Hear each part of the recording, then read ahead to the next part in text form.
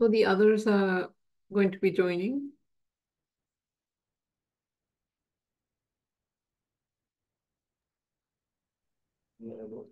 Hi. So can we start? It's already 2. Yeah. Yes, you I can. can see Yeah. the Yeah, panelists. Dr. Bandar is here. Yeah. Everyone is here. So can I request the IT team to go live from our social media page?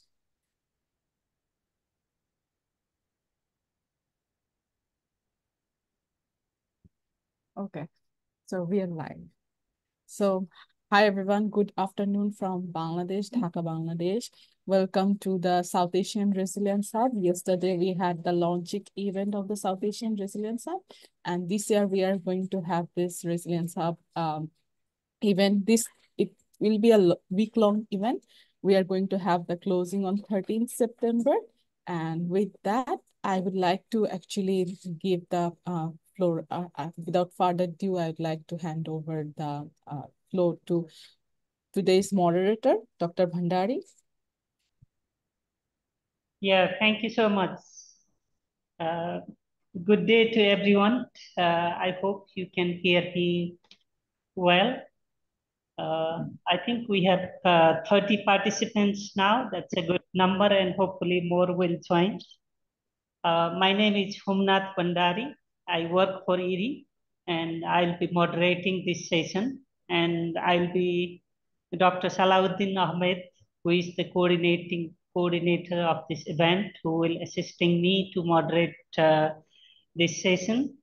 So on behalf of the organizers, I'd like to welcome all the participants to this South Asia Regional Resilience Hub, and also this important and interesting session organized by the CGIAR. And the title of this session is Asian Megadelta Initiative for Resilient and Adaptive Agri-Food Systems. This session is about the allocated time is 1.5 hours.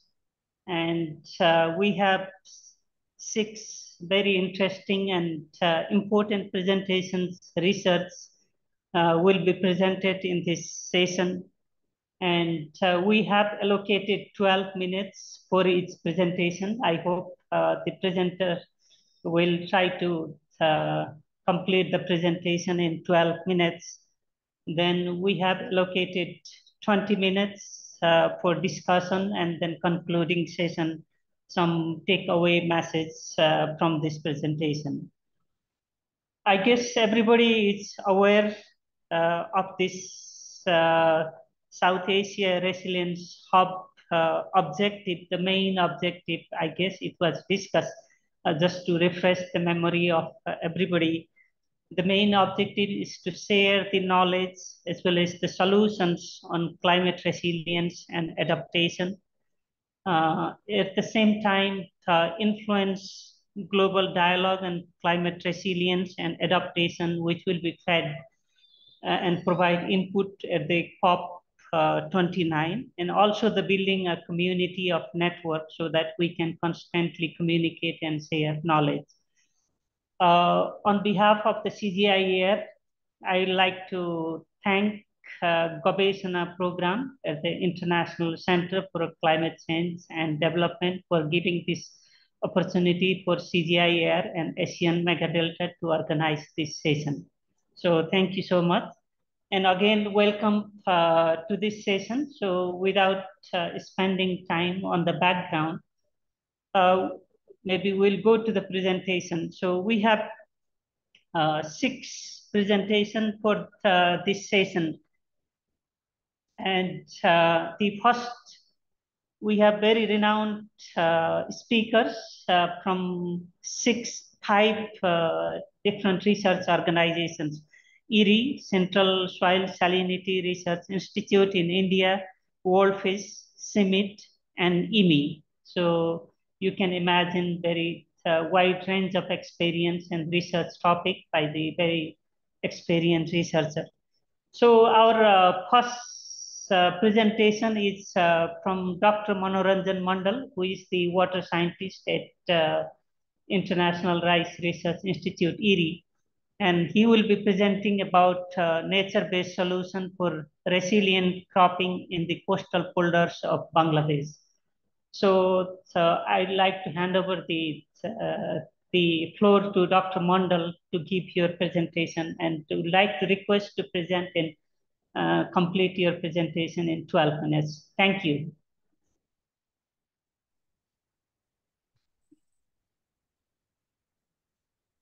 Dr. Mondal, over to you. Yes. Good afternoon. Can you see my presentation? Not yet. Who will share the presentation? It's from the organizer, or you will? No, I'm sharing. Okay.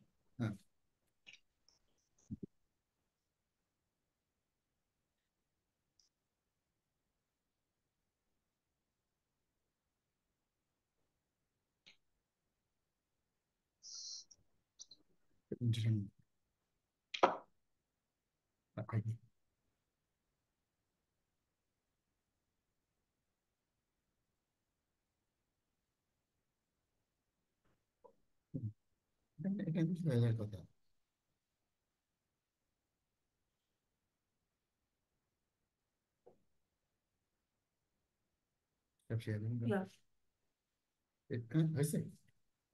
Yeah. Still not in presentation mode. I think এটা হচ্ছে না কেন?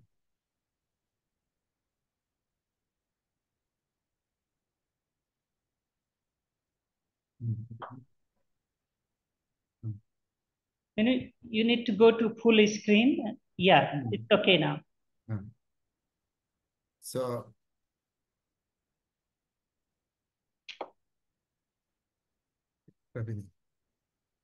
okay, no, I can do that. Okay, good afternoon, everybody. I'd like to welcome you all to my presentation on nature-based solutions for resilient cropping in the coastal borders of Bangladesh. As Dr. Bhandari mentioned, thank you very much, Dr. Bhandari. In the background, I will give, the coastal zone is a very challenging zone, Bangladesh, in terms of natural calamities, and that is affecting more by the effect of climate change. And more, you can see here the green part of the Bangladesh map is the coastal zone, and the red and circles are the polders, the exterior coastal zone of Bangladesh. The government constructed polders to enclose 1.2 million hectares of coastal land for increasing productivity. But still, despite various efforts and then investments, the productivity is low. And this zone has bypassed the benefit of the green revolution. Although there are huge water resources, and by this utilizing these resources, Bangladesh can make a quantum leap in meeting future food security requirement. I will explain how this would happen. So this is the polder ecosystem. This is a polder, typical polder. You can see the landmass was bordered by embankment. This is the embankment, and there are some sluice gates taking water in from the river during high tide, and it is draining out water during low tide. And wait a minute, excuse me, please. 1 minute, please. Okay. Thank you. And then there are natural canals inside the polders that can conserve water for irrigation. And there is also high and low tide in that river systems. I will explain to that the effect of high and low tide in the subsequent slides. So now this is the existing cropping pattern. The traditional rice is grown from August to December. And then the sluice gate is open in mid-July and close in end of December. After that, a dry season crop grows from February to end of March, end of May, or early June. But what happened in the dry season crop? I will just explain a decade of my experience there. You can say the crop is damaged by either pre-monsoon rains or or a drought for low yield. So these are some of the examples that I will explain in my slides, why this is happening and how we can overcome this to get a higher productivity and resilient cropping. So this productivity of this zone varies from 2 to 7 tons per hectare per year. The two means sometimes there is no yield in the dry season. That's why the productivity is low, and the pattern is climate risky. So how we can make it resilience? So before going to that, you can see this is the transplanting time of the wet season rice. The water is around 50 to 70 centimeter in the field. HIB cannot be grown, and only traditional variety can be grown, and you can see water depth. This is a experimental field of ERI. You can see at the HIB rise or the pinnacle initiation stage, where we need to apply fertilizer, but we could not make it because of this excess water. That's why the productivity was low. And then you can see the yield of the wet season rice varies from 2 to 3 tons per hectare, whereas in high yielding variety with improved management, it can go up to 5 tons per hectare. So this is the effect of waterlogging in the if we zoom it out, you can see here that on February in 2021-22 season, 22 February 5, you can see about 70 millimeter rainfall that damages the crop. The entire crop was damaged and there is no yield. And you can see here a drought starting from 1st November to, of course, end of March. There is no rain, and you can see the crop condition. So this is the effect of drought. But after that there is rainfall. This will help the crops to recover some of the yield. But if it goes to in the month of June, then there will be crop damage by pre-monsoon rains and cyclones. So now this is the soil salinity versus soil salinity in wet year 2017 and soil salinity in a dry year 2018. So from January to June, you can see the yield of maize in the normal year was around 9 tons per hectare, whereas in a dry year it is around 3 tons per hectare. Similarly with sunflower, that means the yield of dry season crop is very much affected by the normal rainfall. I will explain to that in the subsequent slides. You can see here, this is the waterlogging. You have seen these slides. It destroyed the crop and the drought. And you can see here from 2017 to 2023, the yield of maize and sunflower, it's variable. The main reason is that the drought prevailed, and the drought do not prevail all the time. Rainfall occur after prolonged drought that sometimes provide good yield or sometimes make it zero. But drought and salinity seldom make it zero, rather than waterlogging, because the waterlogging reduce the yield almost zero to a very minimum yield.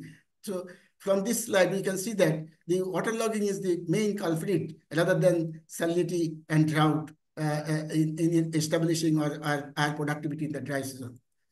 Now, if we say the water environment in the folder from July to May, you can see in the wet season, all the times there is water remain in the field across the polder zone.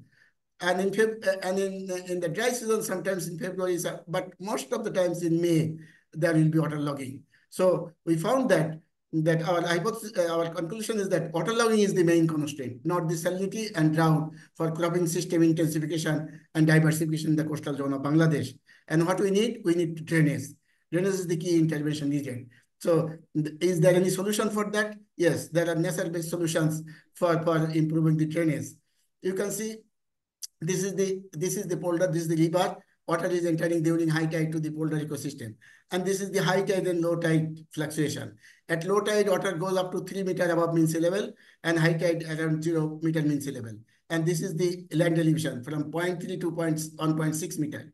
That means the irrigation and drainage can be done by gravity, and it is free of cost. So this is an opportunity to improve the water environment in the polder zone for improving the productivity. So what we did, this is the traditional cropping pattern. What we did, we introduced HIB in the wet season, and that was able to, the farmers were able to harvest 1 month earlier than the traditional variety. And then dry season crop was also advanced. Then before the start of the cyclone season, the crop was harvested. So this is a resilient cropping pattern. I will explain in my subsequent slide. So why we need the high yielding variety? You can see in 2012 in the South Central Bodishal region, this farmer is harvesting 20th November, and nearby the fields of traditional variety is not yet flower. And when this farmer was preparing for dry season crops, sowing the seeds and fertilizers, then still this field is not harvested. So the benefit of introducing high yielding variety, not only the higher yield, but this will help to establish the dry season crop earlier and then save harvest of the dry season crops. Another option is that this is in the dry season, most of the coastal zone in southwest, the water is remain saline, you cannot irrigate. But in this is the soil moisture remain before the onset of the dry season. And we calculate that in the root zone, about 100 mil to 250 millimeter water remain in the field. And if the equivalent to 2 irrigation, if this can be utilized, then the farmers can harvest a decent dry season crop. So this is another nature-based solution that we have developed. You can see here that farmers are putting dibble seeds on the moist soil. And you can see this is the traditional farming practices. So the end of February, the crop seed not germinated yet, whereas the maize and sunflower in the dibble fields at the vegetative stage. And this crop was harvested in mid-April, before 1 month before, at least 1 month before the traditional varieties are grown. At the same time, this is the traditional farmer's crop, and this is the dibble crop. But we have developed a prototype mini tillers, but now it is available all over Bangladesh. So this mini tiller, when the soil is ready for at field capacity, farmer broadcast the fertilizer, and then with the mini tiller passing in between 2 crop rows, that fertilizer and weed was incorporated. And you can see here the top dressing of nitrogen. So this mini tiller is a game-changing machine for sustainable cropping and utilizing the residual soil moisture. And it can incorporate fertilizer weed and reduce soil salinity to some extent. Now, with this utilization of nature's resources, that means the high tide and low tide and residual soil moisture, and by using the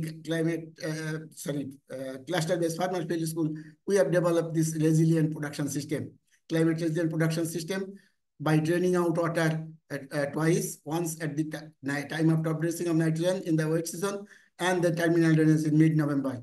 And if there is any rainfall, the periodic drainage from this crop field. And then thus the productivity was increased to 6 to 12 tons, 15 tons per hectare per year, 2 to 3 times higher than the farmer's practice. And this could be harvested before the onset of the cyclone season. And this is a natural-based solution and a climate resilient cropping practices for the coastal zone of Bangladesh. So although I did not explain the other parts in low and medium saline, but I am giving a summary that in the low saline area, in Bodishal zone, 3 crops can be grown, 2 rice and a non-rice crop, or 3 rice can be grown utilizing the river water and rainfall. And in the medium saline, 2 crops that I explained clearly. And in the high saline, that which I did not touch, we did not touch anymore, that the farmers can grow dry season, the shrimp, and in combination with some of the tilapia and other fishes that all fish has developed saline tolerant tilapia. And in the wet season, that rice and fish integration fishes. And this is salt tolerant rice that can produce around 3 to 4 tons per hectare per year. So these are the natural-based solutions. So now for the concluding remarks, that coastal zone is rich with water resources, and by intelligent management of this nature's gift, I mentioned it's a nature's gift, you will not find anywhere this types of free irrigation and free drainage in Bangladesh. So Bangladesh could make a quantum leap in meeting future food security requirement from the coastal zone alone. So water logging is the key constraints, and drainage is the key intervention needed for cropping system intensification and diversification. And then favorable water environment can be created by in the wet season, can be created by operating the sluice gate, synchronizing with the high and low tide phenomenon in the boulders, in the rivers, and to adapt HIB rise. This will not only double the productivity in the wet season, but will also facilitate early establishment and safe harvest of the dry season crop. since in the southwest the water is saline, so utilization of residual soil water and semi-mechanized cropping practices are the key for sustaining rice productivity in the climate vulnerable southwest region of Bangladesh. And the production system that I explained, if that can be adapted to 50% of the polder zone, Bangladesh can produce around 3 to 5 million tons of additional food grain per year. That might contribute to future food security challenges and in achieving sustainable development goal 1 and 2. Thank you very much. Thank you, Dr. Mandal. So you have highlighted what are the challenges and what are the different solutions that we have implemented and how it has demonstrated the impact in terms of resilience and productivity. Thank you so much for your presentation. All the participants, you may note your questions and we'll have question and answer sessions after finishing all the 6 presentations. Now our next presentation is from Dr. Dhiman Burman, who is the head and principal scientist at the Central Soil Salinity Research Institute in West Bengal. He will be talking about improving cropping intensification in the Ganges Delta, focusing on the West Bengal. So, Dr. Burman, the floor is yours, and would like to request to finish your presentation in 12 minutes. Thank you. Over to you. Thank you, Dr. Bhandari, and good afternoon to all of you.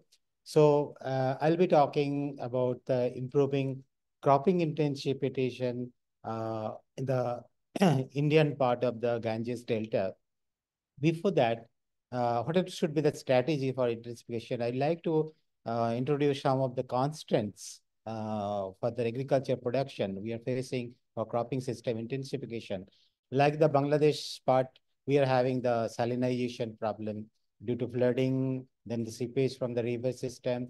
And we have the one layer very nearer to perched water table nearer to surface, and through evaporation, the rice in the salinity develops. And then conversion of the rice field, like in Bangladesh, we are also facing some of the problems of due to stream cultivation. The salinization or salinity area affected under salinization is increasing day by day. So other than this, we have the problem of the water scarcity. Though in our area, particularly Indian part of the Ganges River, we received around 17 to 1800 millimeter rainfall. But in the dry season, if you see, there is less water is available and scarcity of that. If you see that aquifer, what is the water available in the groundwater situation, in the lower portion, you can see the red portion is having the saline water. Mostly they are the confined aquifer. And if the farmers want to get the water for irrigation purpose, they have to go deeper layer, and that may not be economical in every area. But this situation is not similar everywhere. In some parts of in the upper picture, you can see Hasnabad block. There is some layer is there where it's very nearer to surface and good quality water is available for the irrigation. So depending on this water availability and all this, we have developed some of the strategies for that cropping system intensification. But in nutshell, in general, you can see that the challenges is that during the Rabi season, I already told that salinity, and along with that water scarcity, and the dry line, red line is indicating how the salinity in cyclic pattern is changing over the years. But in the Kharif season or Aman season, the waterlogging, like the drainage system that Dr. Mandal was talking, it is similar to, for our situation also. So we are having the season-wise, we have the deep drainage conditions. Sometimes flooding of saline water will be there in the bad when cyclonic storm is there or not. In general, there will be deep Aman season, the deep water logging and the drainage condition is the problem. And Rabi season or Bodo season, we will be having the water scarcity and the salinity problem, other than the climatic hazards and all. But in general, these are the challenges for the coastal region of this Indian Ganges part of the India. So we have the traditional system. The farmers are practicing that due to low-lying area, they are mostly following the traditional rice, like the Bangladesh part, and long duration variety, and followed by, if the water is available, they are growing the Rabi crops or some other crops, but Rabi rice or some other crop, but most of the lands are remain fallow. And the subsequent season, it's remaining fallow after the Rabi season. The summer they are not taking any care. So the cropping system in general is around a monocrop area, but this can be improved. I also suggested here some of the things like that in the Kharif season, or the almond season, we can go for the high yielding short or medium duration variety. One example I have given, one situation where the groundwater available is nearer to surface within the 30-meter, one situation, some situation is there, so the farmers can be here, where we can take the short duration variety, then followed by the low water requiring crop like mustard, sunflower in the Rabi season, and subsequently we can go for the jute crop. And another is that medium duration variety. And after that, harvesting, early harvesting, we can use the residual moisture and for growing the zero tillage potato with the straw mulch and followed by the green crop. So in the both the cases, we can go increase the cropping intensity from monocrop to almost 300% cropping intensity is possible. I'll show some of the example and what the yield pattern and all these things crops we have taken. And another is the technology, the land modification technology, where we can go for the round the year cultivations of the crops. So in these the last two situations where water is available is scarce during that Rabi season or the dry season, and groundwater is also very deeper layer. In that case, we can follow that rice followed by rice, zero tillage potato, then green gram, and the landscape extension. I will discuss one by one in the. So for the low-lying area, what we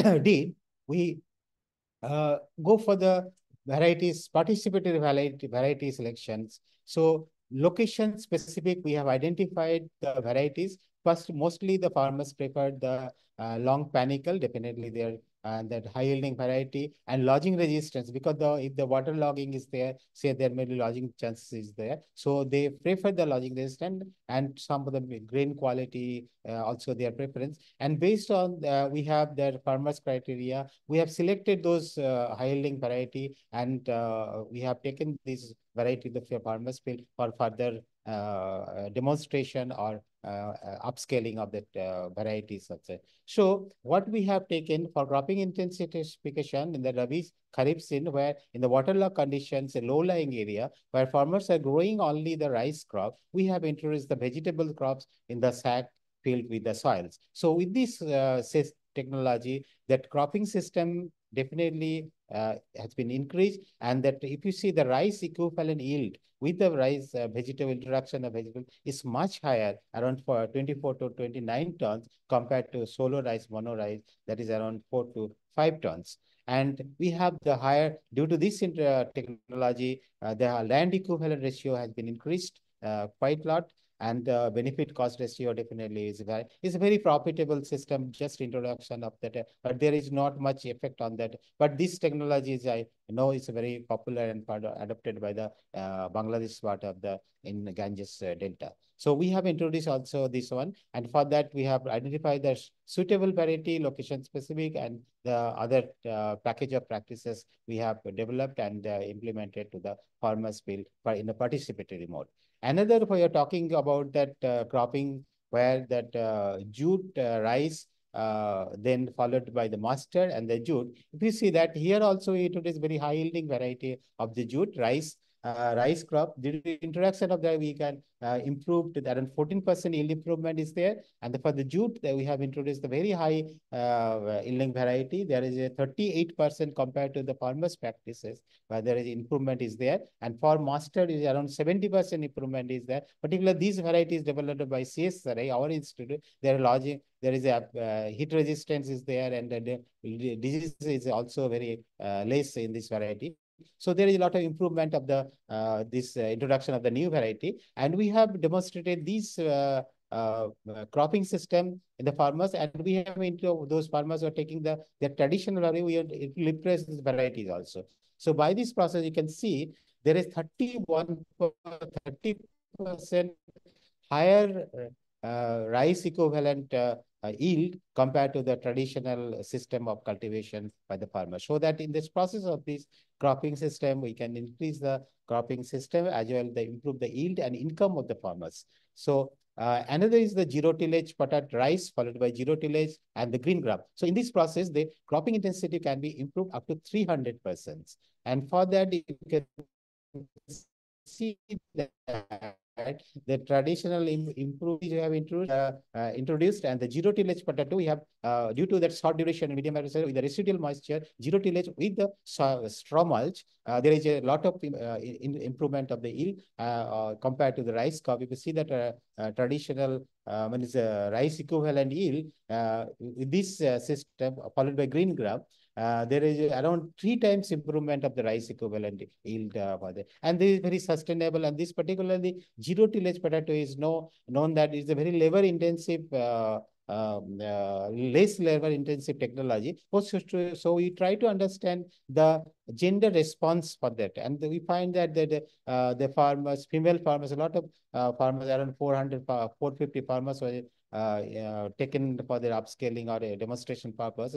And we try to analyze those that are the impact of this technology. And you know that their migration in the particularly coastal region, particularly means Ganges Delta is very high. And some of the families dominated by the women farmers, and they like this technology because it's a very less labor intensive. If you see the compare the male, female, and everywhere, and compared to the traditional system of cultivation, zero tillage potato is giving the higher yield than the conventional tillage. Though there is a high salinity is also reducing some of the area because of the high salinity. We need to further improve the technology by introducing some of the salt-tolerant potato variety. We have to take that is our future plan for that. Improving the systems. And if you see the total benefit of this irrigation water compared to zero tillage and conventional tillage, there is a lot of improvement in the almost at per yield is there, but we can save the irrigation. The cost of cultivation is very less, land income is very high, and benefit cost ratio definitely. And the salinity development, if you see that compared to zero tillage and conventional tillage, zero tillage comparatively less, as we are using the residual moisture and covering the crops, salinity development is less and less water is required. So we are recommending or we are implementing this technology where water is very scarce and no groundwater is available near to surface or it's not accessible to the farmers. And we also seen that marketable yield and compared to conventional tillage is quite comparable and it's very good. This is one of the pictures just after tuber formation. You can see just you can remove the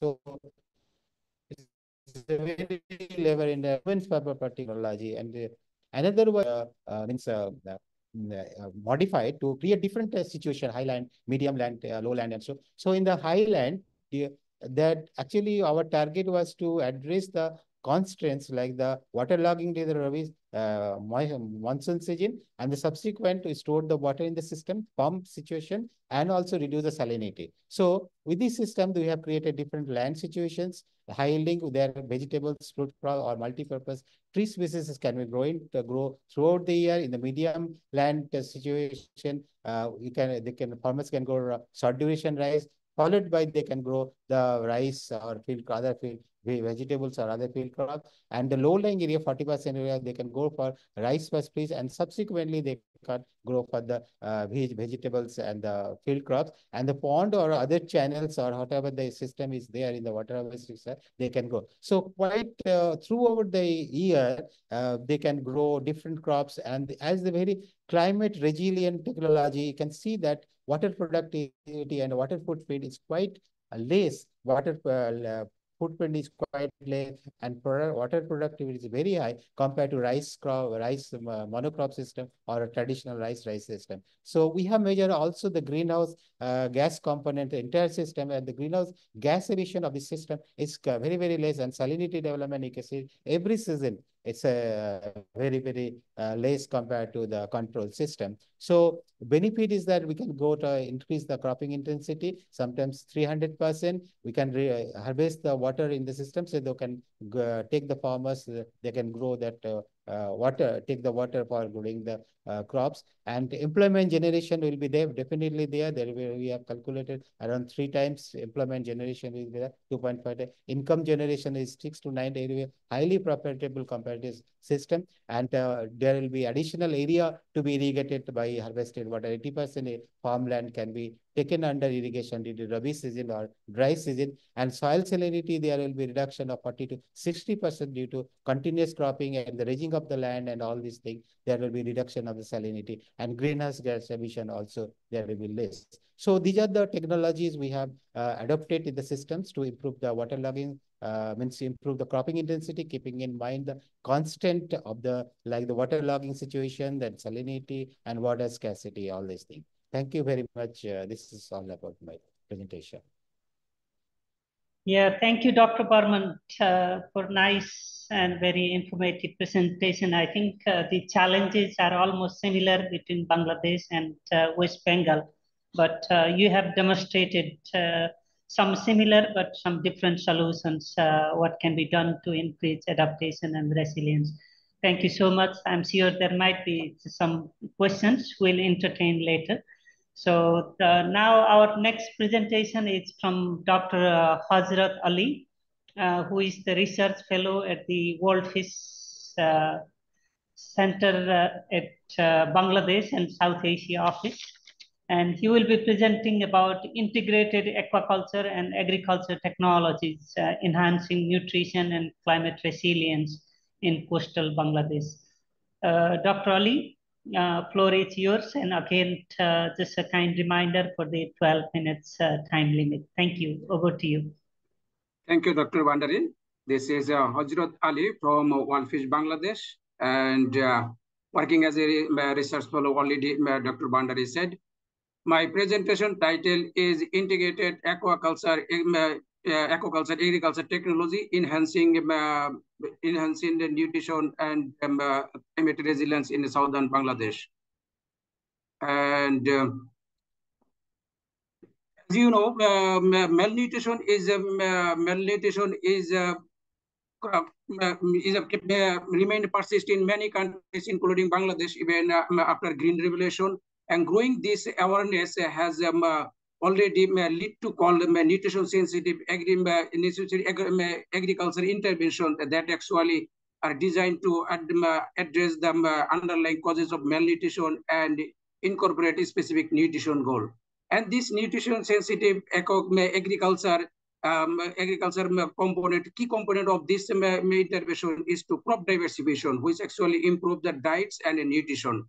And for the integrated aquaculture agriculture, commonly known as AAA, is a common nutrition sensitive agriculture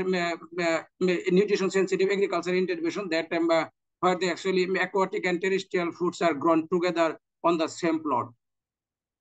And this is a commonly practiced intervention in Bangladesh, but very limited research on this intervention, where this interventions improve micronutrients in the productive systems.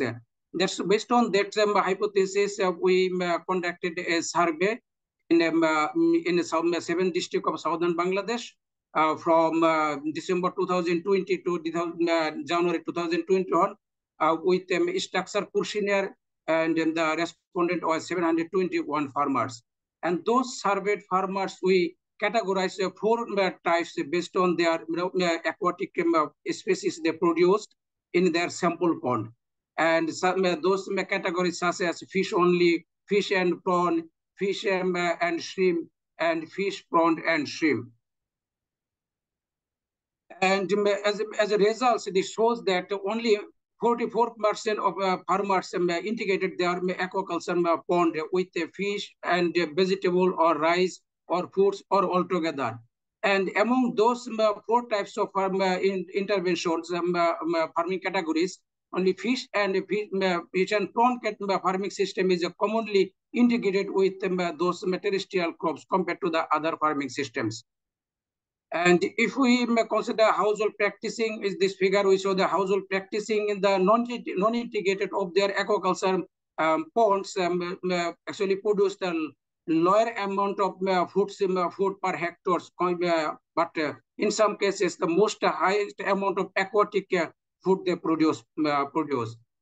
And this results also shows that the integration with the fish, prawn, and rice, vegetable, fruits, and integration with fish, prawn, shrimp, and rice, vegetable, fruits, foods are the more profitable. On the other hand, the integration with fish and rice and integration with fish and rice and vegetables is less profitable. But if we when we compare is the economic and the nutrition productivity, then the nutrition productivity was in the farming system was partially disconnected from their nutrition economic productivity. And the integrated agriculture system that combine with fish and prawn and rice, fish and vegetables, rice, vegetable and fruits, that actually most economical viable combination of the production system. And this system also supply highest amount of micronutrients compared to the other farming systems.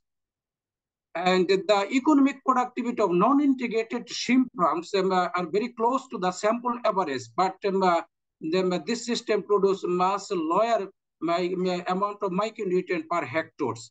This indicates actually the importance or correlation that indicate the importance of between integration of terrestrial crops into the aquatic farming systems to supply human nutrition. And this our analysis also is done some correlations and subdivided aquatic foods into 4 categories and terrestrial crops into 8 categories to assess the correlation between the food production and nutrient productivity and economic productivity. And this correlation indicates shows a positive and significant correlation between the production of 3 aquatic foods and their nutrient productivity. Similar also, this also positively show positive and significant correlation also shows for some vegetable production with their gross margin. And this correlation also shows that some unstocked species like mola and tengra are most significant source of micronutrients. That indicate this southern region importance for the aquatic biodiversity in supplying human nutrition. And overall correlation shows that the aquatic food production is economically and nutritionally productive, but the integration of terrestrial crops has significant role in the nutrition supply in the human. And in addition, with improve the economic productivity and micronutrient productivity, this integrated agriculture system actually is a climate resilience as well, because this system provide diversified of income and food source that actually make the farmer less vulnerable in the different extreme weather events like a flood, cyclone, and other events. And this system also allowed to use the water efficiently, where the nutrient-rich water from the pond can use to irrigate the crops, which actually helps farmer to mitigate the impact of drought and water scarcity during the dry season. And also the nutrient-rich water and the bottom sediment that use on the pond dikes from the pond can reduce the need for the synthetic fertilizer and pesticide fertilizer, which also ultimately reduce the carbon emission. So this system, considering those aspects, this system is more climate resilient.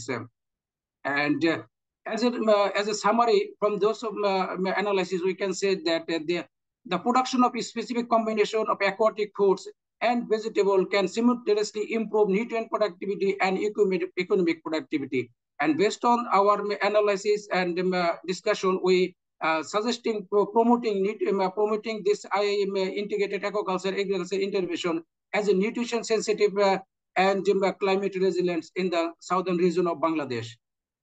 And based on those analysis, AMD as a part of the from WorldFish as a part of the AMD, we design integrated agriculture intervention to ensure the higher amount of economic and micronutrient productivity and we implement those intervention over the last 2 years in the farmer level.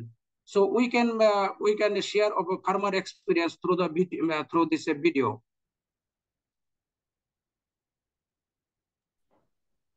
I hope video is not very long. No, not so long.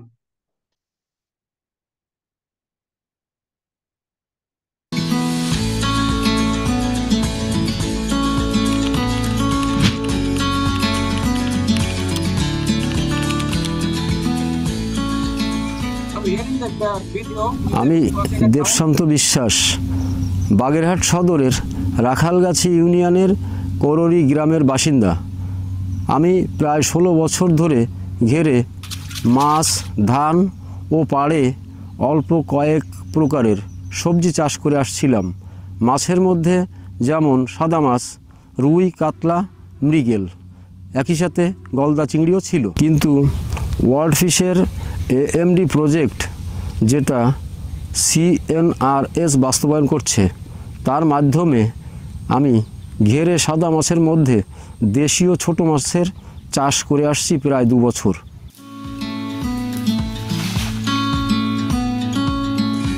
ঘেরে 7-8 মাস পানি থাকে। এই সময়ের মধ্যে সাদা মাছ, রুই, কাতলা 500 গ্রামের মতন হতো। আমি বর্তমানে G3 রুই মাছ চাষ করছি, যেটা এই একই সময়ের মধ্যে 800 গ্রামের মতো হয়ে যায়। 7 থেকে 8 মাস পরে ঘের শুকায়া ফেলি এবং বোরো ধানের চাষ করি। বোরো ধানের চাষ করতে সময় লাগে 4 মাস।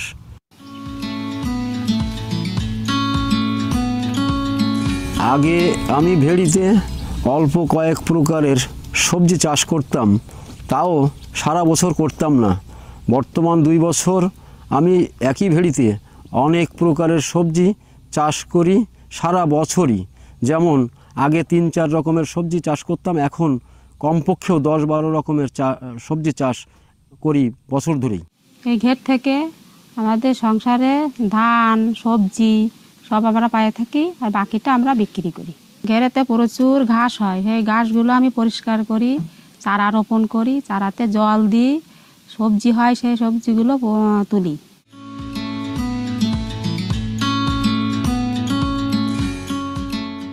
খরা ও শীতকালে আমার ঘেরে পর্যাপ্ত পানি থাকে, কিন্তু ঠিক ওই সময় মাঠে পানি শুকিয়ে যায়, বিধায় মাঠে সবজি চাষ করা কঠিন হয়ে পড়ে।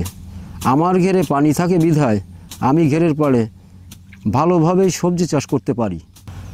ঘেরের তলদেশ থেকে কাদা মাটি ভেড়িতে উঠায়া দিই, তাতে করে আমার সবজি চাষে সার কম লাগে।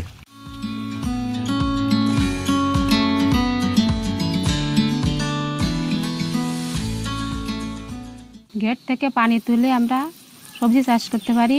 শীতকালে পগার থেকেও পানি তুলে আমরা সবজি চাষ করতে পারি। প্রচুর বৃষ্টি হলেও ঘেরেতে পানি জমা হয় না, চারা ফেলাও মারা যায় না।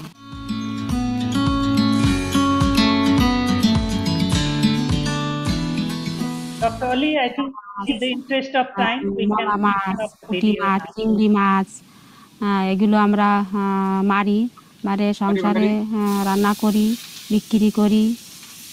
মাছ আমাদের কেনা লাগে না, এগুলো বিক্রি করে অনেক টাকা পাই, সেটা আমাদের সংসার চলে। যখনই আমাদের মাছের প্রয়োজন আমরা ঘেরের থেকে মেরে খাই, বাজার থেকে আমাদের মাছ না কিনলেও চলে। আমাদের যখনই মাছ ও সবজি দরকার হয় আমরা এই ঘের থেকে পাই। প্রায় প্রতিদিনই আমরা মাছ ধরে ও সবজি তুলে খাই। যদি শুধু মাছ চাষ করতাম তাহলে বছরে 1 থেকে 2 বার মাছ পেতাম, কিন্তু সবজি চাষ করায় আমি সারা বছরই এই ঘের থেকে ইনকাম করে থাকি। যদি 3টা চাষ বাদ দিয়ে 1টা চাষ করতাম, যেমন শুধু ধান চাষ করতাম বা শুধু মাছ চাষ করতাম বা শুধু সবজি চাষ করতাম, তাহলে আমার এত ইনকাম হতো না। Yeah, thank you so much. Thank you for listening. Yeah, thank you so much for this again another interesting and important presentation, how the monocommodity to integrated aquaculture and agriculture can improve not only the productivity, nutrition, and income, but also the biodiversity, water use efficiency, climate resilience. So there is a huge case of solutions that can be adopted and scale up. Thank you so much. Thank you.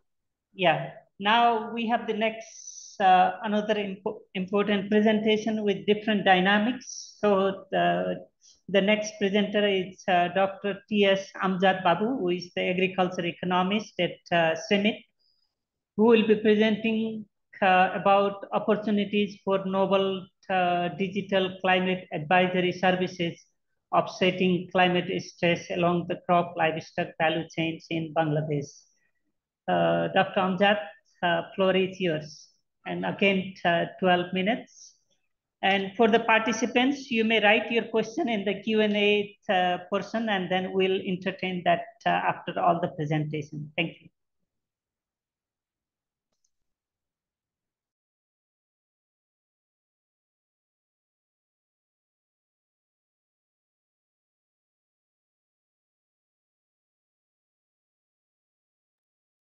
Thanks, Dr. Bandari. Can you hear me?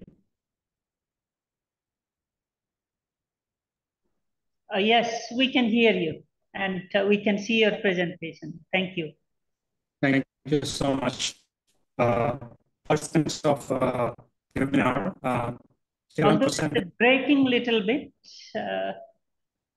Okay, so can you hear me now? Yeah, properly. Okay. So my name is Amjad Babu. I'm an agriculture economist working with CEMIT. I will talk. I suggest you turn off the video so that we'll have a better bandwidth. It's still breaking sometime. Okay. Is it better now? Yes, it's better now. Okay, great. So welcome to my presentation on opportunities for novel digital climate advisory services for offsetting climate stress along the crop and livestock value chain in Bangladesh. You heard multiple presentations on the field part, but this will be more on the value chain part.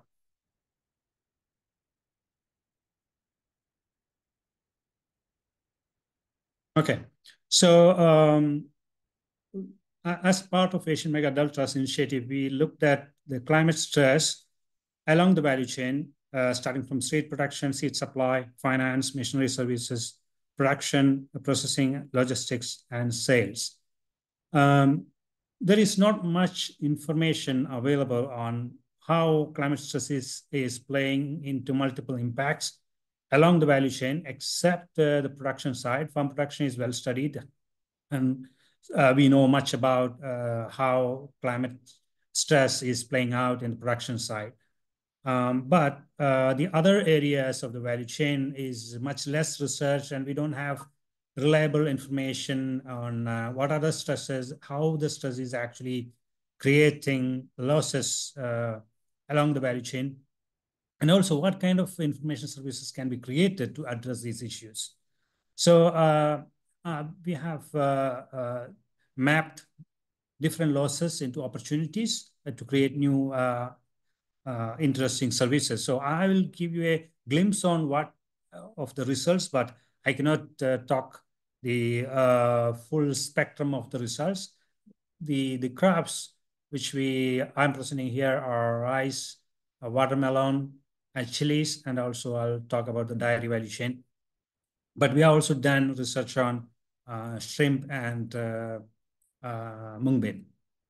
So taking an example of seed supply of rice, what we found out is if drought or heavy rainfall delays transplanting of almond for at least a month, there is a observed decrease of sales in long duration rice variety seeds is around 20%. It means that farmers are switching over to short duration varieties, and they may not buy the long duration varieties because season is becoming shortened.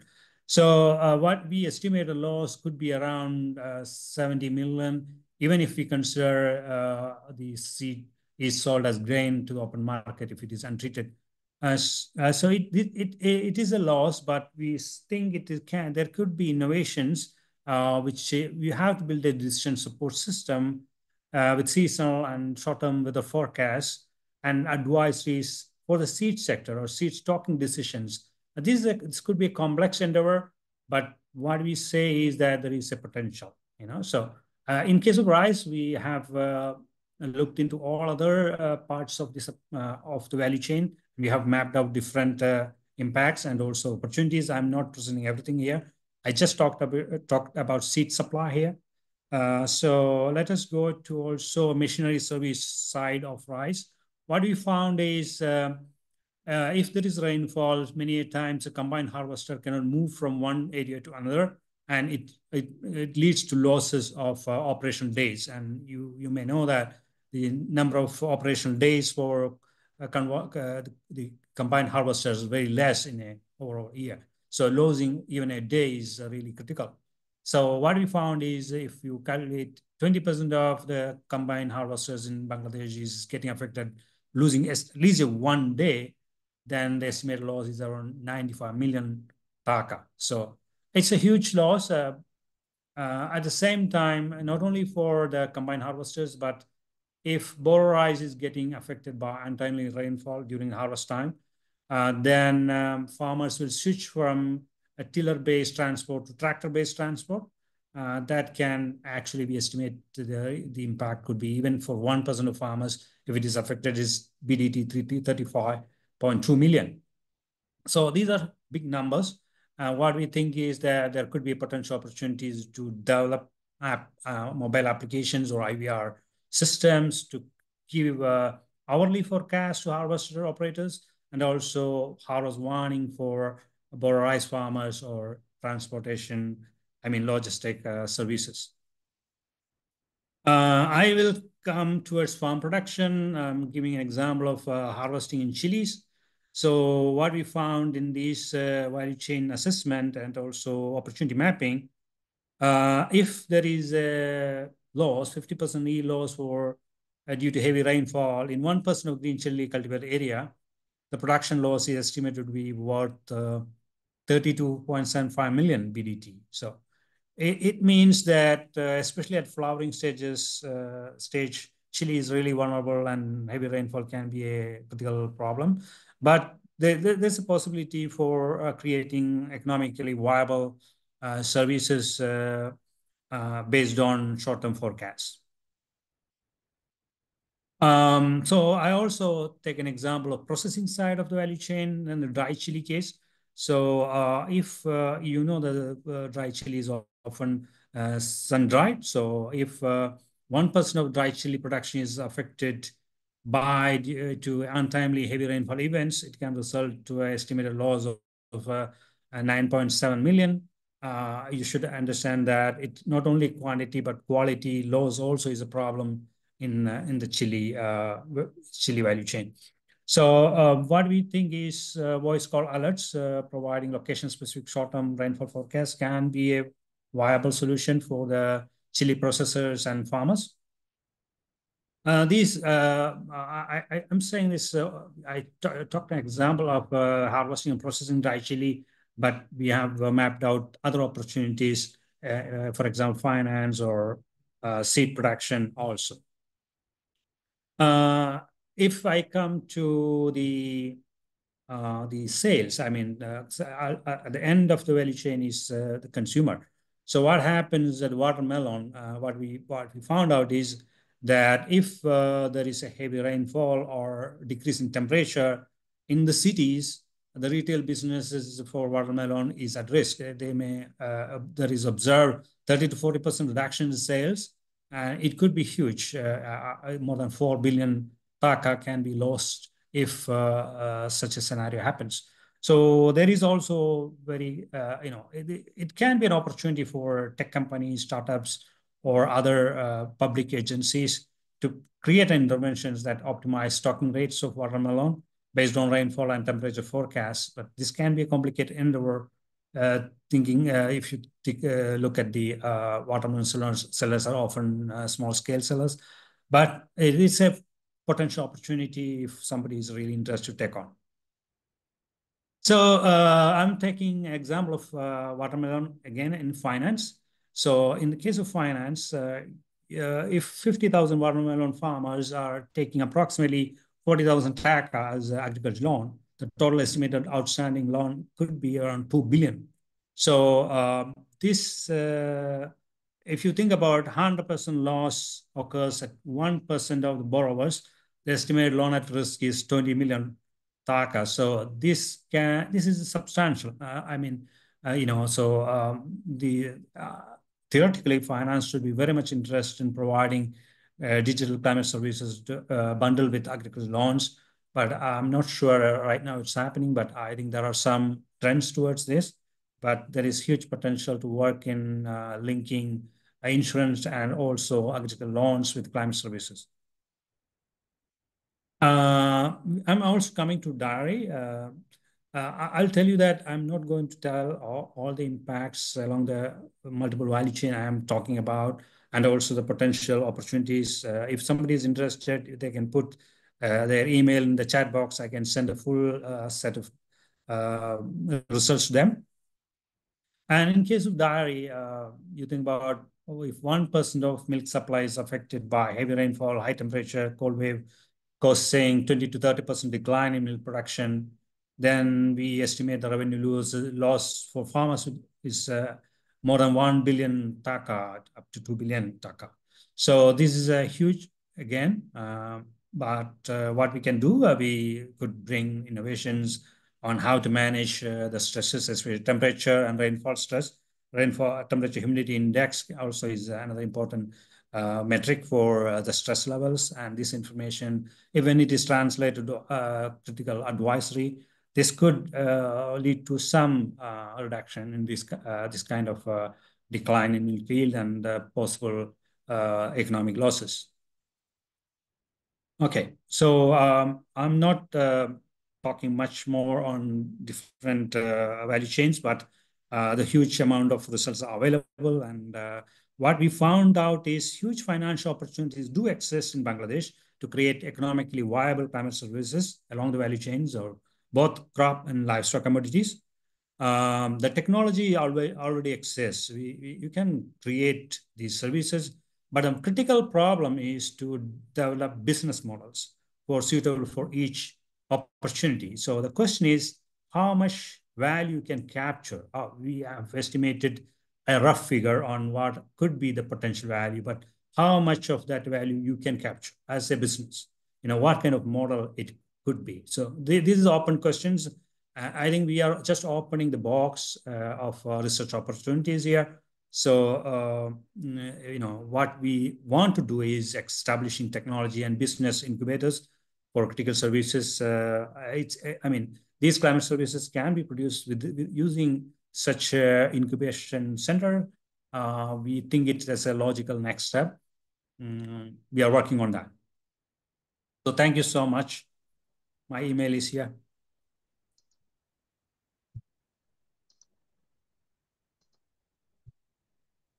Yeah, thank you, Amjad.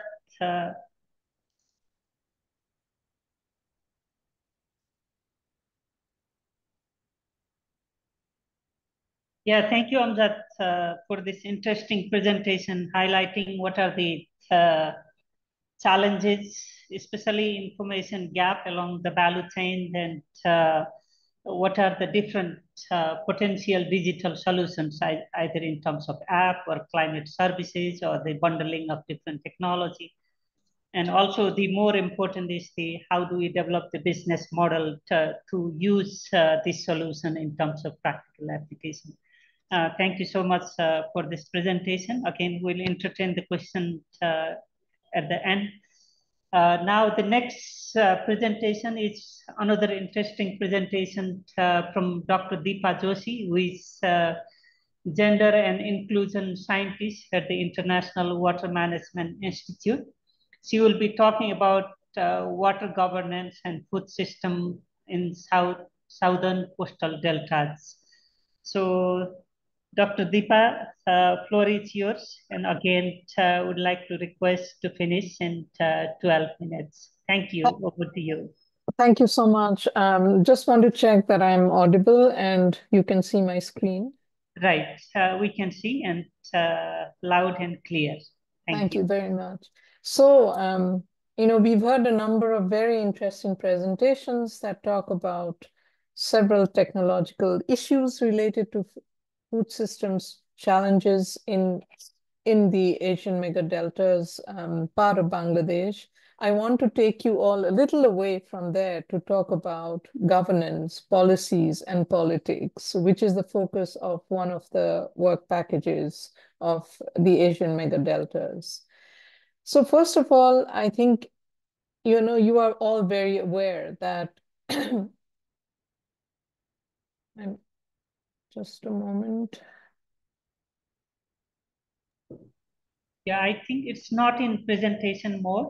Yes, it suddenly switched away from the presentation mode and it's refusing to switch back. Is it in the presentation mode now? Yeah. Yeah, okay. So Bangladesh is well on track or has been well on track in relation to meeting food systems targets and also leads in rice and fish production despite all the challenges.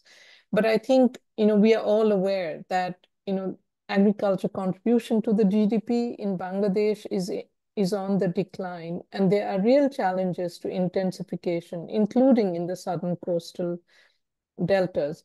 A lot of the information points to this being as an outcome of climate change. However, our study, our analysis points out that perhaps we need to reflect a little more deeper into some of the policy economic drivers since the 1960s that have been reshaping the southern coastal deltas, and maybe learn to see how we could rectify some of the things that did not go so well with these drivers. First of all, I think there is no option to agriculture intensification in Bangladesh. This is because, as you're all aware, that 90% of the farming community, 92% are smallholders. A very large proportion of this group, oops, I'm struggling.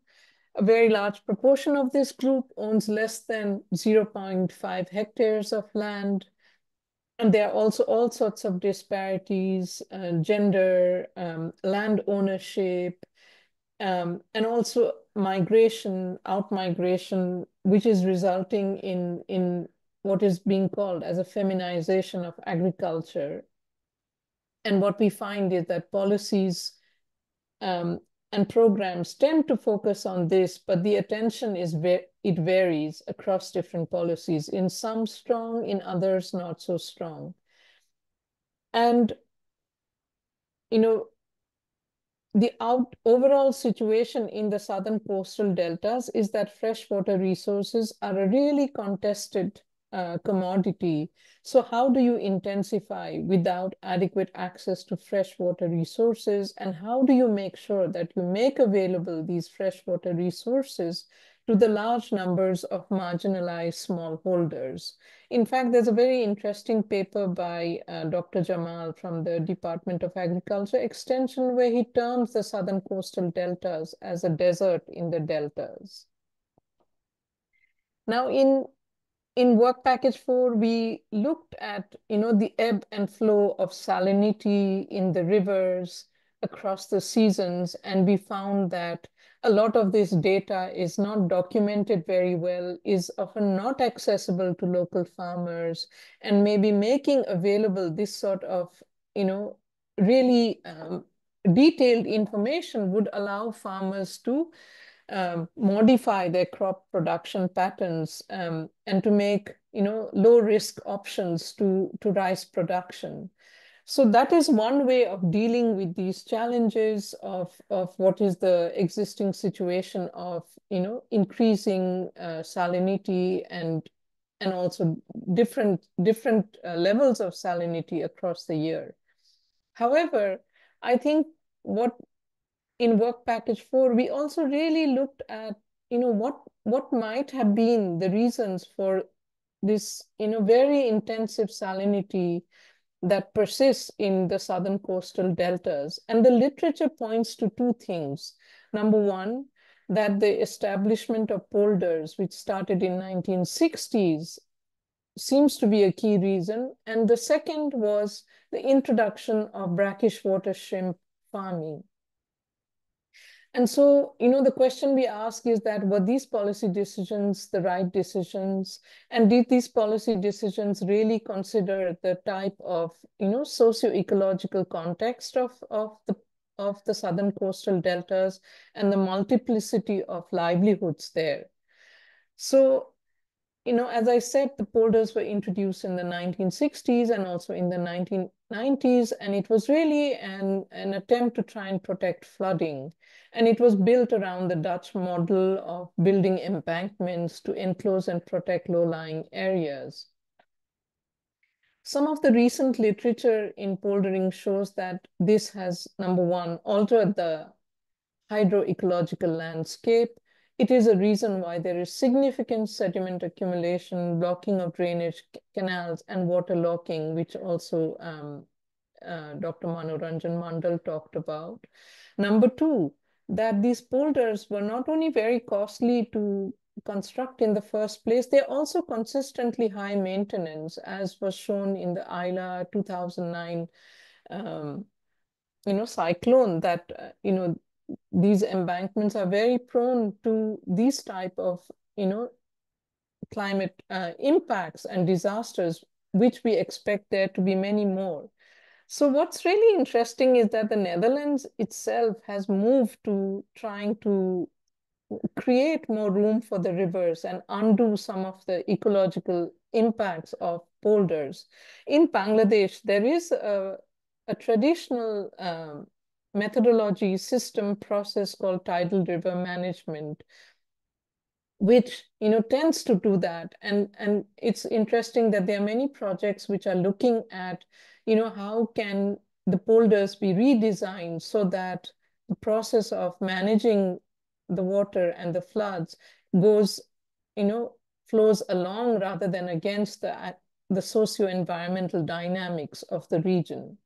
So these are things that I think should really be considered more profoundly in future interventions.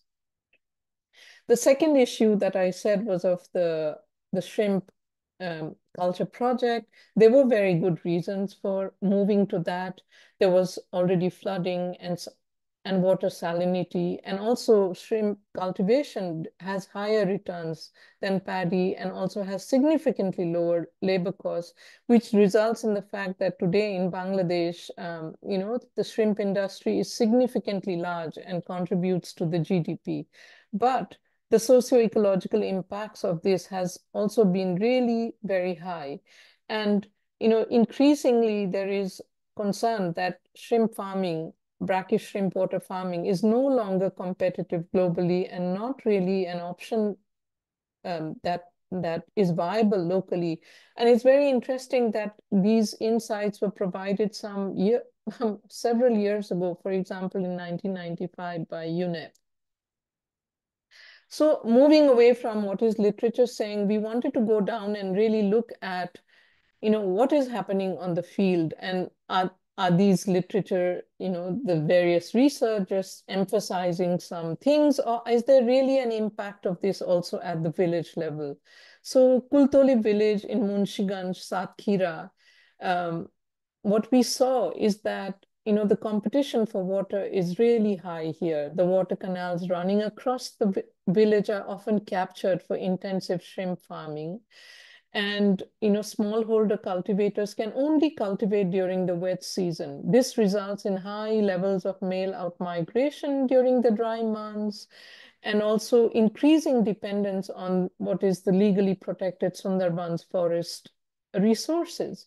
What we found very interesting is that this process of canal leasing is really an outcome of a faulty or inappropriate interpretation of the policy, where the Jal Mahal policy was really devised to lease out open water body, that means not flowing water bodies, to the highest bidders on a short-term basis. However, what we find is that, this is certainly not the case. Lease has been made sometimes on even 99-year leases were prevalent, such as in Kultoli. And from the news articles, I also identified that even sections of the rivers have been, leased out according to this policy. The new fisheries management policies tries to remedy this practice, but the situation and the malpractice continues. What we see is that this has a real impact on marginalized smallholders, who not only suffer from lack of water for irrigation, but also really have real challenges for water for drinking and domestic use. So these were some of the quotes that we received from the residents of Kultoli in research that was conducted between May and June of 2024.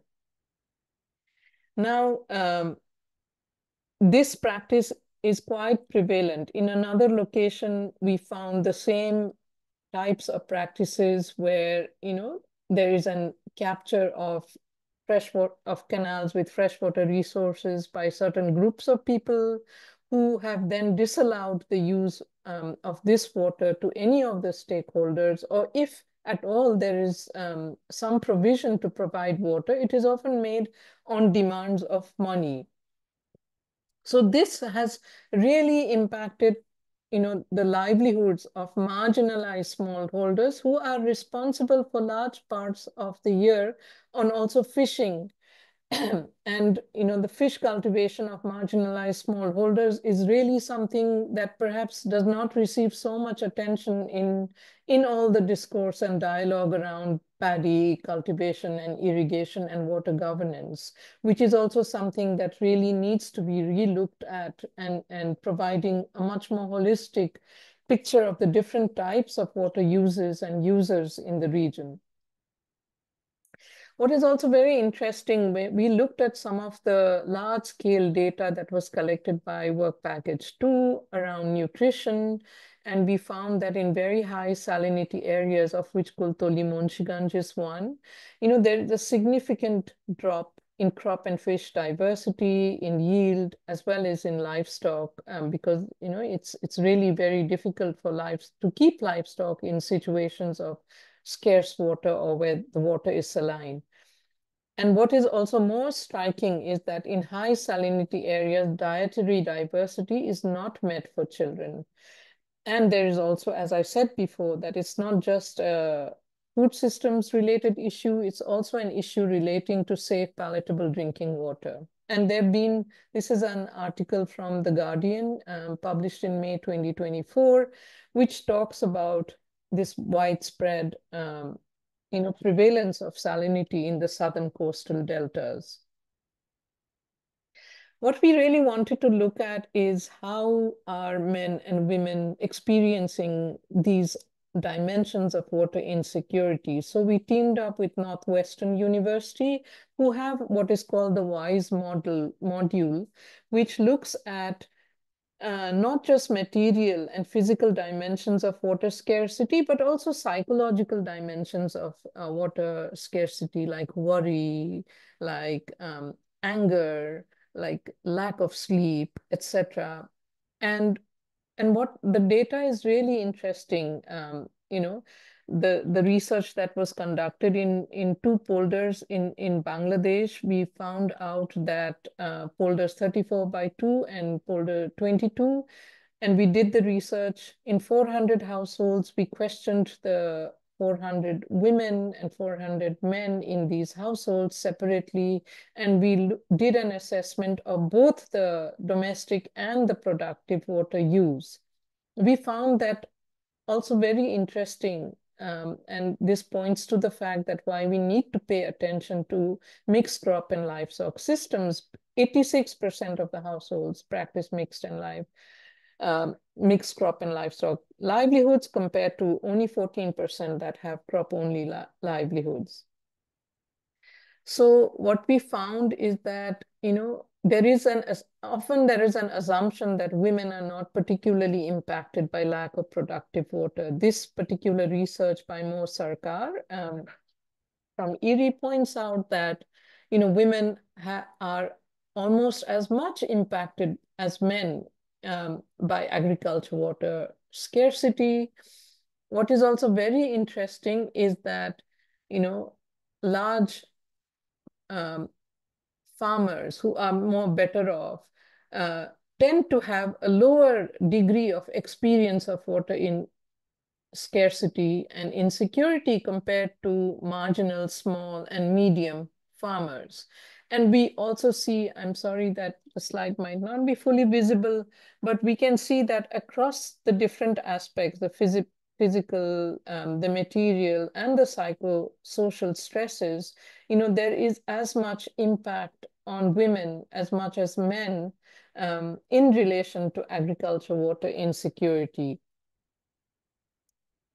So to sum up, some of our key findings so far, I did not talk about this, but there is definitely a policy incoherence in the consideration of gender and social inclusion, as well as then the adoption of a more integrated nexus approach in food systems policies and programs.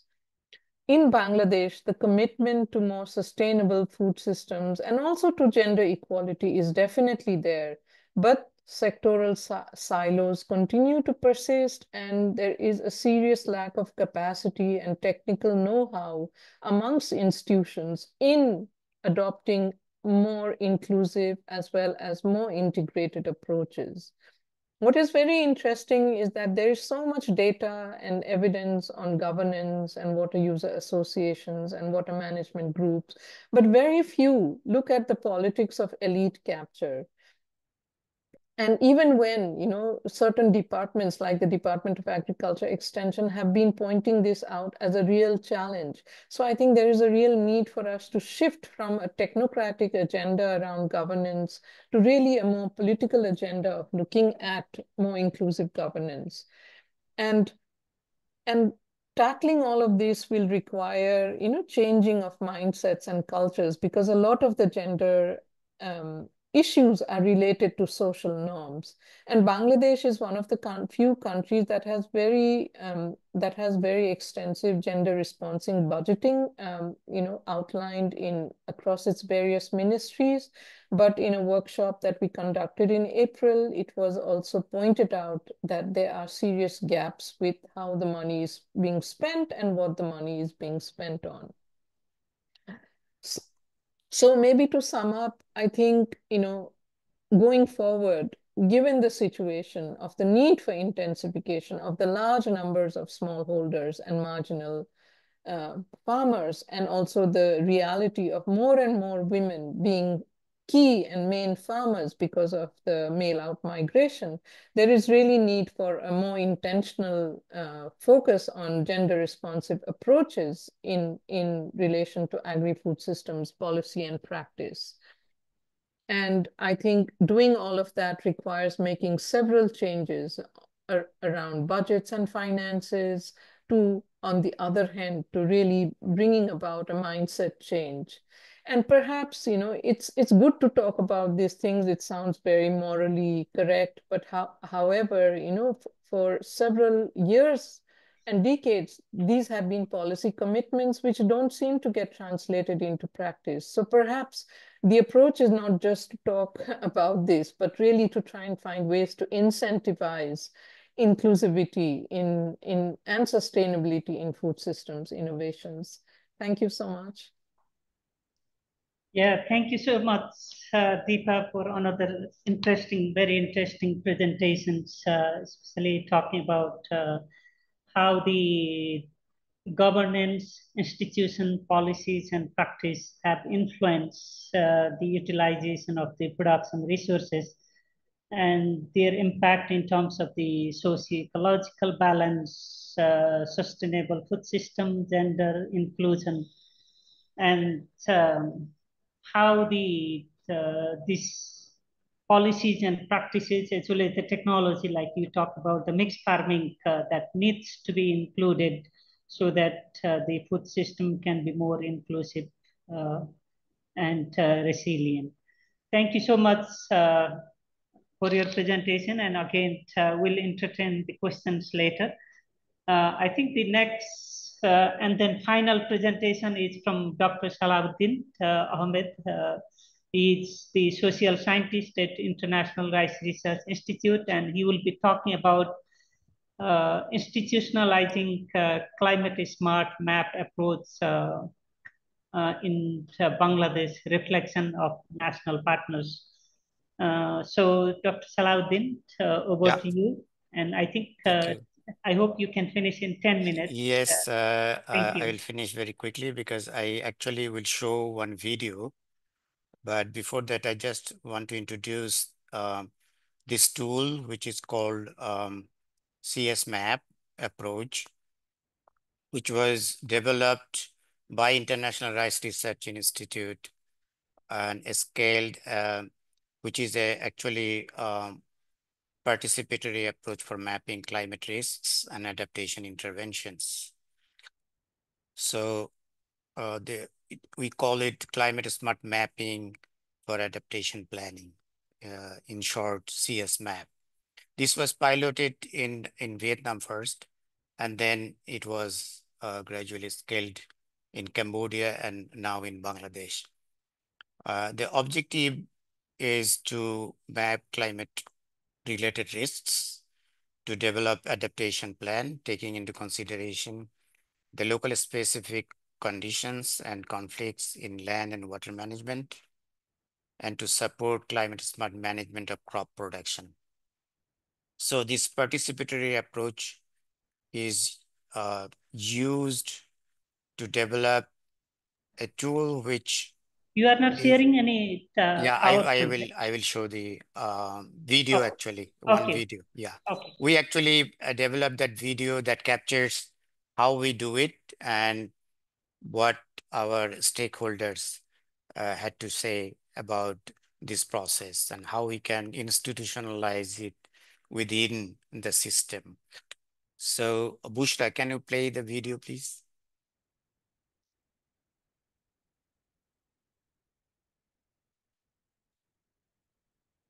Bushra? Yes, I'm sharing.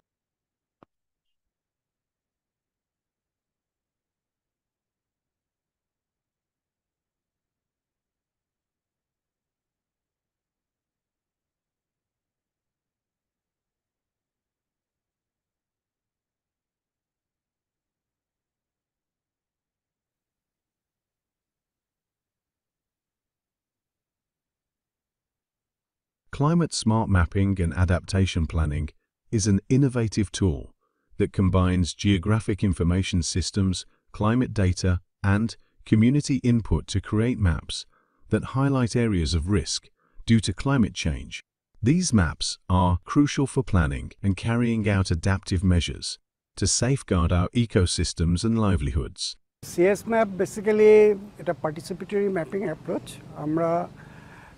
এই অ্যাপ্রোচটা বাংলাদেশের কোস্টালে প্রায় 10টা ডিস্ট্রিক্টে আমরা এটা implement করেছি। জেলাভিত্তিক কৃষির সাথে যারা সংশ্লিষ্ট কর্মকর্তা আছে বা যারা স্টেক হোল্ডার আছে তাদেরকে নিয়ে একটি কর্মশালার মাধ্যমে দিয়ে আমরা ওই অঞ্চলের বা ওই ডিস্ট্রিক্টের জলবায়ুর যে কৃষিতে জলবায়ুর যে ঝুঁকিগুলো আছে সেগুলোকে আমরা আইডেন্টিফাই করেছি। আমাদের জলবায়ু ঝুঁকিগুলা কৃষির ক্ষেত্রে কোন কোন জায়গায় হচ্ছে এবং তার মাত্রাটা কেমন সেইটা আমরা মানে ম্যাপের মাধ্যমে আমরা সেটাকে তুলে আনার চেষ্টা করেছি। Climate change poses significant threats to our environment.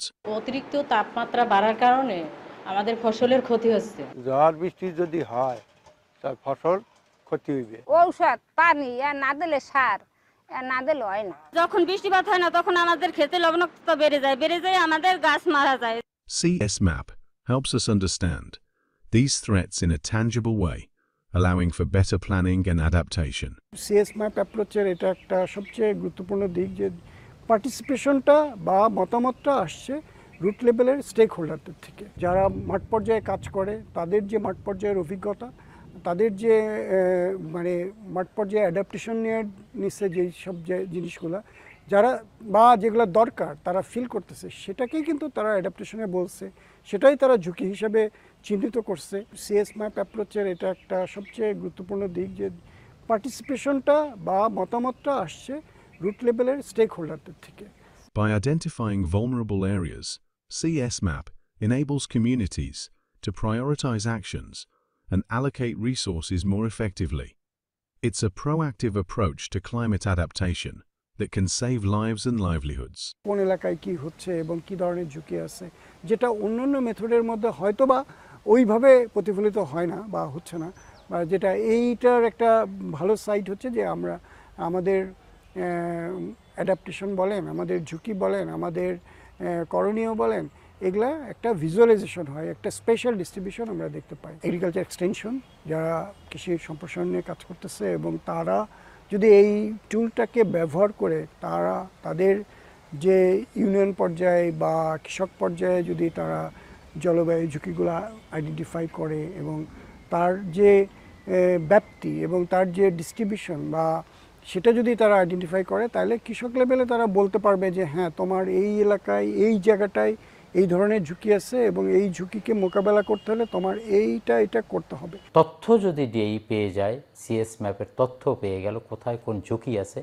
যদি ঝুঁকি অ্যানালাইসিস হয়, রিস্ক অ্যানালাইসিস হয় এবং রিস্কগুলো আইডেন্টিফাই করা হয় এবং টাইম টু টাইম এটাকে যদি আপডেটিং করা হয়, তা আপডেটিংয়ের সাথে ডিএই এটাকে ম্যাচিং করে অ্যাডাপ্টেশন পর্যায়ে গিয়ে ডিএই একটা ভালো ভূমিকা রাখতে পারে এবং ইমপ্লিমেন্টেশন লেভেলে গিয়ে একটা ডিএই ভালো ভূমিকা রাখতে পারে, কাজ করতে পারে। এটিকে যদি আমরা কার্যকরীভাবে তৈরি করতে পারি, তাহলে কিন্তু আমাদের এক্ষেত্রে আগামী দিনের ফসল উৎপাদনের পরিকল্পনায় একটা যুগান্তকারী পরিবর্তন আসতে পারে, আসা সম্ভব। Creating CSMAP involved a collaborative effort from agricultural scientists, local communities, and various stakeholders. Workshops were held to gather local knowledge and concerns, ensuring that the maps reflect real-world conditions and challenges.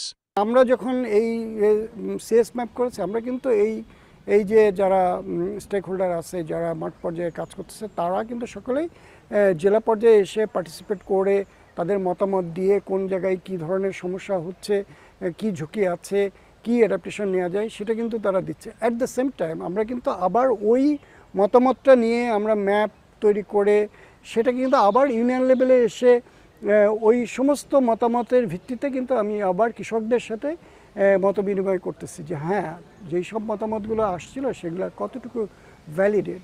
সুতরাং আমি বলবো যে এটা একটা অত্যন্ত গুরুত্বপূর্ণ যে এখানে সব লেভেলের স্টেক হোল্ডাররা যারা কৃষির সাথে সংশ্লিষ্ট তাদের কিন্তু এখানে অংশগ্রহণ হয়েছে। একই সাথে আমরা পানি উন্নয়ন বোর্ড বা ফিশারিজ যারা কৃষিকে সাপ্লিমেন্ট করতেছে তারাও কিন্তু এখানে অংশ নিয়েছে।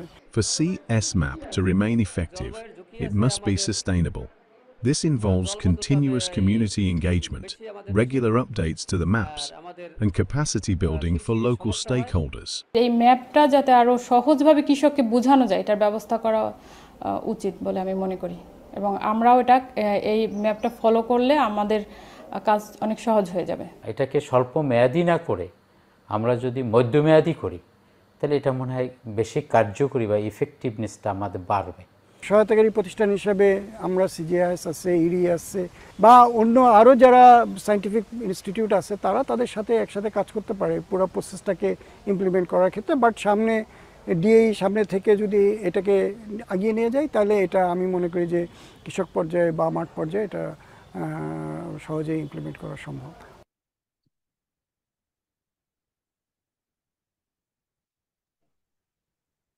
Right. So we can stop the video.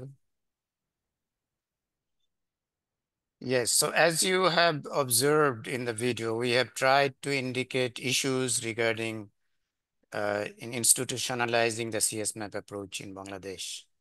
We talked about DAE as the main partner and also mentioned about other important agencies such as Bangladesh Water Development Board or Department of Fisheries and others. All these agencies will be invited in a national workshop to talk about their participation along with CGIS in the future. So that's our plan. We may be holding a national workshop where we can show the output and then also talk about how can we institutionalize it. Thank you so much. Yeah, thank you, Dr. Salahuddin.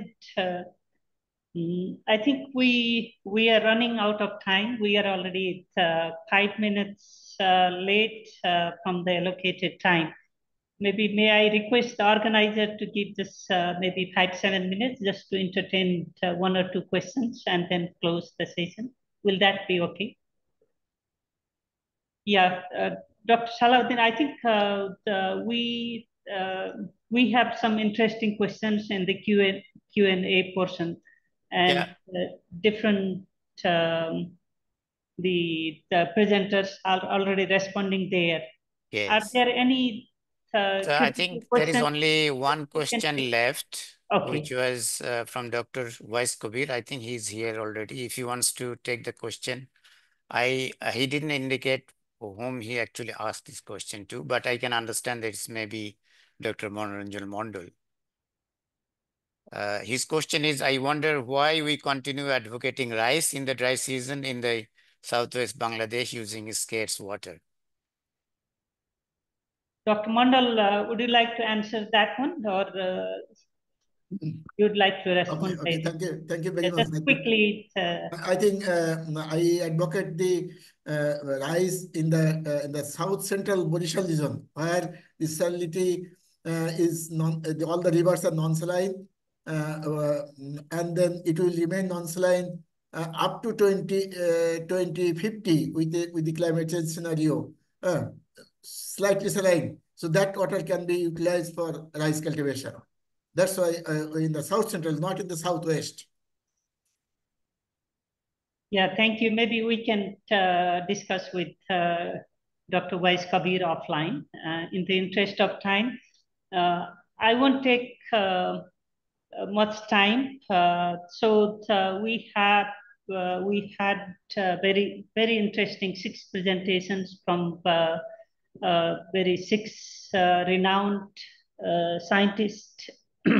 So we talk about the nature-based solutions, how can we improve the cropping systems, not only rice, but also the non-rice crops or other solutions, how the integrated aquaculture and integrated systems can help improve the nutrition, productivity, as well as other resilience, how the digital solutions can be utilized in terms of improving resilience, and how do we develop the business model, what are the water governance policy issues that can be improved in terms of more socio-ecological balance, inclusiveness, gender transformative approach, and some of the available tools in terms of climate change adaptation. I think these are very interesting papers discussed here.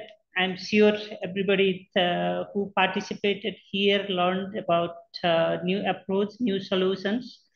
And the objective of this session is to generate knowledge and feed that knowledge in the COP28 so that we can influence what are the solutions available in South Asia that can help in terms of global climate resilience and adaptation mechanism through COP29. The output of this will compile these different presentations, and also will prepare a summary and some takeaway message from all the presentation and provide to the organizers. Before closing, I would like to thank all the presenters for your time and presenting very important information in this session and sharing this useful information to all the participants. And also thank you for the organizers for giving this opportunity to CGIAR to present this Asian Megadelta initiative, which is working to improve climate resilience and adaptation in the agri-food system. So thank you so much for everyone, and then floor to the organizer now. Thank you. Over to you. Thank you, Dr. Bhandari. It was a really insightful session. We have actually taken notes, and we have another session which will start in an hour. So with that, we would like to end this session for today. And thank you everyone, panelists. Do you Can want to we take a picture? photo? Yes. Yeah. Can everyone open your camera? So after that, we will be sharing the key 3 messages from the session in our social media page. So stay tuned for more information about the South Asian Resilience Hub to our website as well as our social media pages.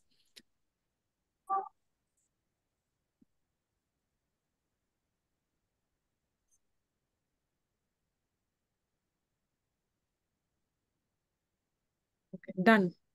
Thank you. Thank you, everyone. So 3 key messages, you will derive that one, right? If you need any input from us, just let us know. Thank you. Thank you. Thank you, everyone. Thank you, Bye-bye. everyone. Bye-bye. For participation and collaboration.